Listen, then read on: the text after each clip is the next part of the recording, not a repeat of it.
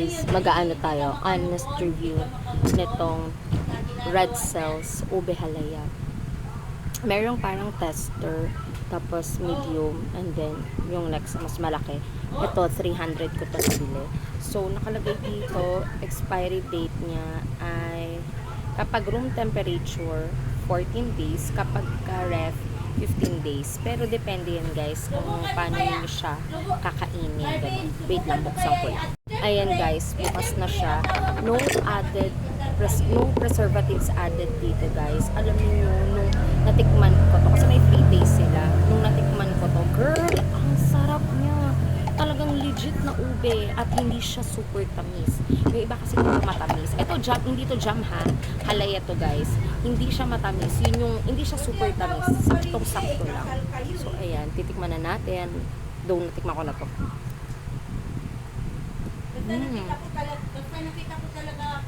Milky. Tapos, alam tawag dito, malalasahan mo talaga yung pagka-ube niya. Alam mo yung probinsya na lasa? Ito yun guys. Ito yun.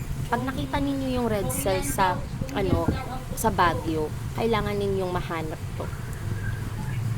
From Session Road, 18 minutes walk siya. Harap.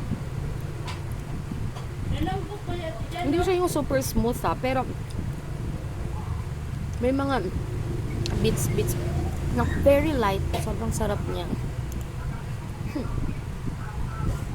Alam niyo, best to may kape o kaya sausawan ng suman. Kung sino man po ang gumawa ng red cell, my gosh, salute. Alam niyo guys, ang next kong bibilhin doon pag bumalik ako, yung honey strawberry jam nila. Ayun, nakabili na kasi ako ng strawberry jam nani.